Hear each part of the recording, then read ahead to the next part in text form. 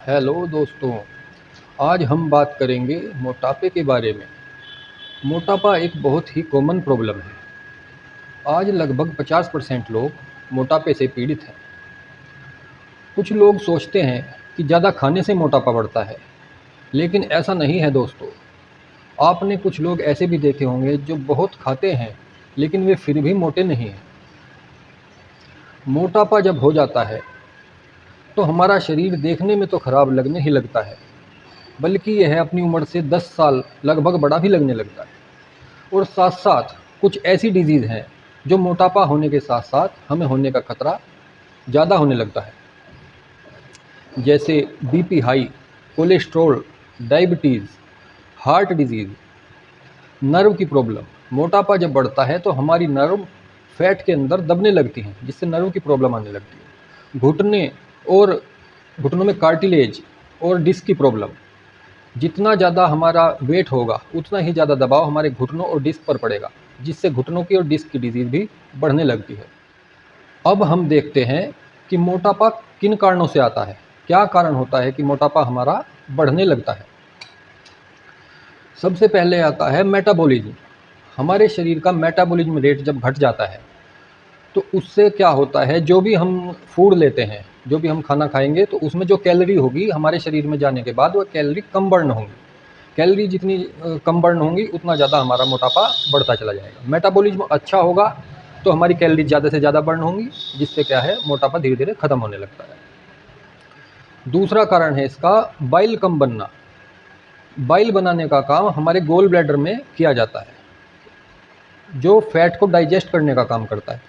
जब बाइल हमारा gall bladder कम बनाने लगता है तो फैट कम डाइजेस्ट होता है, जिससे क्या है, वह अननेसेसरी रूप से हमारी बॉडी में जमने लगता है। तीसरा कारण है दोस्तों इसका हाइपोथायराइड। जब हमें हाइपोथायराइड की दिक्कत हो जाती है तो उससे भी हमारा वेट बढ़ने लगता है। फिर एक इसमें कारण आता है वाटर रिटेंशन का। कई ऐसे कारण हैं जिनसे बॉडी में वाटर रिटेंशन होना शुरू हो जाता है।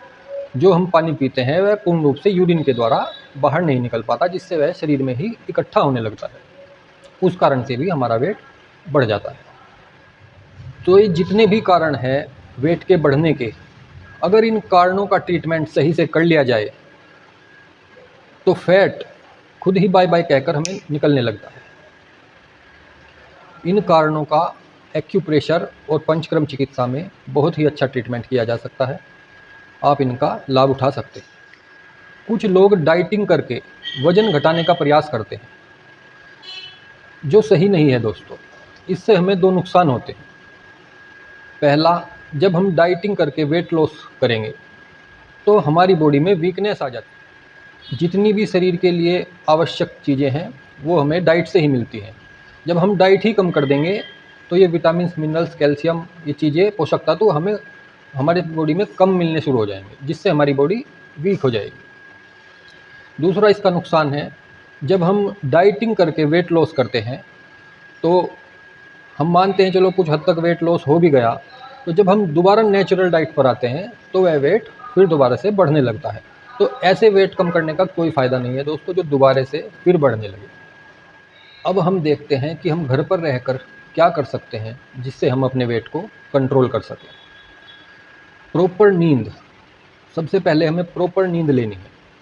प्रॉपर नींद लेने से हमारे हार्मोन्स का सीक्रेशन हमारी बॉडी में सही तरीके से होने लगता है, जिससे वेट लॉस करने में हमें बहुत हेल्प मिलती है। दूसरा, दिन में कम से कम सोइए।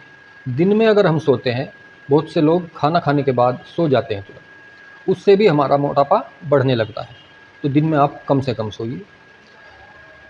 तीसरा है, खाने के बाद पानी नहीं पीना है। खाना खाने के बाद अगर हम पानी पीते हैं तो उससे हमारा डाइजेशन बिगड़ने लगता है। डाइजेशन जब बिगड़ेगा तो हमारी बॉडी में अननेसेसरी रूप से फैट बढ़ने लगता है। मैदा और रिफाइंड से बनी चीज़ें सबको अवॉइड करें।